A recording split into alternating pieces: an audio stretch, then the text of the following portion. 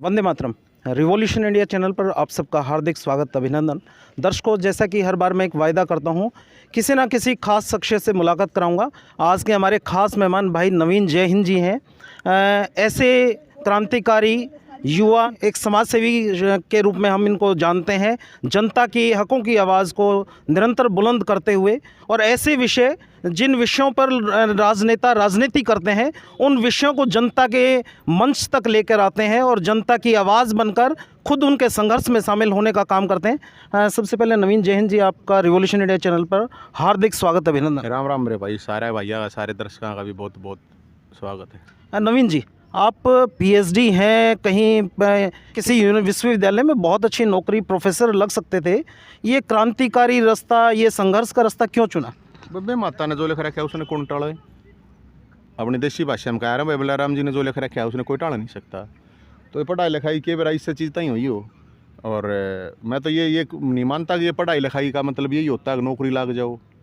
पढ़ाई लिखाई तो भगत सिंह भी बहुत था, नेताजी सुभाष चंद्र बोस भी बहुत थे, उनने क्या मिला? उन्हें तो कुछ मिला नहीं।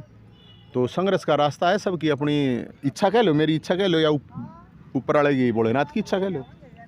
नवीन जी, बार बार हम देखते हैं जो राजनेता हैं, जिन मुद्दों पर 50-50 वर्ष गुजर जाते हैं, जनता के हकों की बातें नहीं करते, दाएं बाएं के राजनेता बात करते हैं। और आप उनके मुद्दों की, हकों की बातें, जहां कहीं बुजुर्गों की सम्मान भत्ते की बातें हैं, जो विधवा पेंशन की बातें हैं, आपने अनेकों ऐसे आंदोलन चंडीगढ़ में किए, सरकार को जगाने का काम किया। अभी आप जल आंदोलन के लिए आप कर रहे हैं, SYL के पानी के लिए आप माननीय सुप्रीम कोर्ट के जजों के लिए आप घी की व्यवस्था कर रहे हैं। ये किस प्रकार का उत्साह और जोश है कि आपको कहीं डर ही नहीं लगता किसी भी प्रकार से कि नवीन जय हिंद की इस तेजी को, इस यात्रा को कोई रोकने वाला कोई है ही नहीं?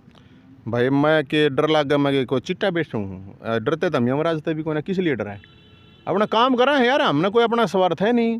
तो डरना क्या है? वह केस कर देगी सरकार, और क्या? मेरे पे 1 दर्जन केस हो लिया, जेल में गिर देगी, जेल में कह बजा लिया। मैं 20 साल तक लड़ाई लड़ने लग रहा हूँ, जिसकी सरकार है उससे गले लड़ाई लड़े हैं। तो लड़ाई, मेरा मकसद, जो मुख्य मकसद होता है मेरे भाई, वो ये होता है, देखो, आप लोगों में जागरूकता आनी चाहिए, लोग जागने चाहिए, उनके अंदर ये आनी चाहिए कि हाँ, आप अपने हक के लिए खड़े हो जाओ। आपका लड़ाई और कोई नहीं लड़ेगा, अपने लड़ाई आप खुद लड़ोगे जब कोई आगे साथ सपोर्ट करेगा। तो मेरा तो इतना ही है कि भाई लोगों को, सभी लोगों को मैं तो ये कहूँ कि भाई अपनी लड़ाई खुद लड़ने की हिम्मत लाओ, जागरूक हों। नवीन जी, आप अब भी जिस प्रकार से चोटग्रस्त हैं, उसके बाद भी प्रदेश भर का भ्रमण कर रहे हैं।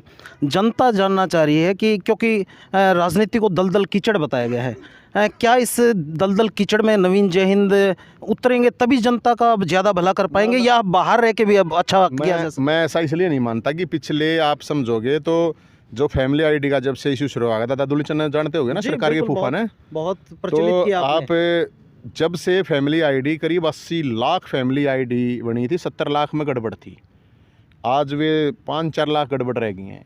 तो दादा दुलीचंद की है ताकि जिससे लाखों बुजुर्गों की पेंशन दोबारा शुरू हुई, जो मरे हुए दिखा रखे थे वे जिंदा हुए, जो विधवाओं की जो पेंशन फैमिली आईडी की गड़बड़ थी वो हुई, विकलांग थे उनकी बनी, BPL कार्ड थे उनके BPL कार्ड बने। कितना बड़ा मैसेज पूरे हरियाणा में था, लेकिन कोई बोलने वाला नहीं था। तो मैं तो उस टाइम पे भी कोई MP MLA तो मैं था नहीं। तो ये कोई ज़रूरी नहीं है कि आप पॉलिटिकल हो तभी कुछ कर सकते हो। पॉलिटिकल हो, मैं किसी को ये नहीं कह रहा पॉलिटिक्स में मत जाओ, मैं उनको ज़रूर कह रहा हूँ जिनका एक्स्ट्रा समय, एक्स्ट्रा पैसे में बेशक पॉलिटिक्स में जाओ। लेकिन नौजवानों को मैं एक बात ज़रूर कह रहा हूँ, कभी पॉलिटिक्स में जाने की ज़रूरत नहीं है। 25 साल तो कम से कम, जब तक आपके घर की परिवार की स्थिति ओके नहीं है, पढ़ाई पे ध्यान दो, अपनी सेहत पे ध्यान दो। ये पॉलिटिकल लोग हैं, नेता लोग हैं, आप लोगों का यूज़ करके आपको फेंक देंगे। नवीन जी, आपने पढ़ाई की बात की, राजनीति से दूर हटने की बात की, लेकिन आज हज़ारों युवा रोज़गार के लिए बाट देख रहे हैं, कहीं रोज़गार नहीं मिल रहा है। जिनका है उनका षड्यंत्र के तहत लोग खा जा रहे हैं। सरकारी तंत्र ठेंगा दिखाया जा रहा है, सरकार नहीं है, मतलब सरकार नाम की चीज़ ही महसूस नहीं होती। मेरे पत्रकार भाई, जब तक लोग खुद नहीं जागेंगे तो आपके हक तो मारे जाएंगे, कोई भी हो। आपका प्लॉट खाली पड़ा है, आप 20 साल तक उस पर कोई जाओ ही नहीं गा, तो उस पर तो कब्जा होएगा। फिर छुड़वाते हांडो कोर्टा में, फिर जाते हो हांडो पुलिस में, कौन पूछे है? तो अपनी जो स्थिति है, अपने हक की लड़ाई लड़ने के लिए आपको खुद खड़ा होना पड़ेगा। और इसीलिए हमारा हक है, 2.5 करोड़ लोगों का हक है SYL लैंड का निर्माण, सुप्रीम कोर्ट ने कहा है। और मुख्यमंत्री अरविंद केजरीवाल साहब और भगवंत मान साहब के लिए 1 लाख का इनाम घोषित कराया है।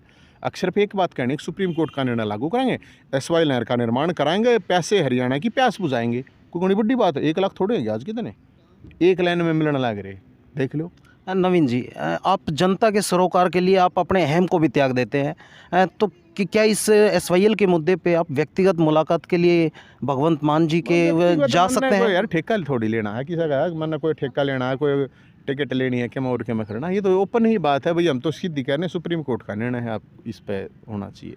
राजनीति में कहीं कोई विचार मन बनता है, कभी भविष्य की, मतलब कहीं लोकसभा विधानसभा, कहीं कोई राजनीति का कोई मूड नहीं? आप भी मैंने ये अपने भाईचारे पर, भोलेनाथ पर छोड़ रखी है, जो करेगा उससे कहीं तय करना ला रहे, जो कुछ करेंगे उससे कहीं तक करेंगे। जो हज़ारों लाखों युवा जो देख रहे हैं, उनको आप क्या एक मैसेज देना चाहेंगे उनके करियर के बारे में और राजनीतिक व्यवस्था के बारे में? मैं तो देखो करियर के बारे में तो मैं नौजवान साथी जितने भी उनको एक बात कहूँगा, अपने जो हक हैं, आपके अधिकार हैं, उसके लिए जागना सीखो, अपडेट होना सीखो कि हाँ हम उनको पता होना चाहिए, और उसके लिए संघर्ष करना सीखो, चाहे सड़क पाना पड़े।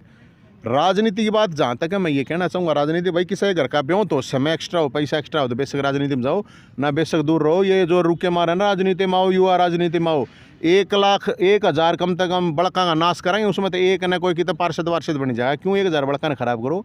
मैं नौजवानों को कहूँगा, कत्ती राजनीति मारने की जरूरत नहीं है, अगर घर का ब्यों तो नहीं है तो।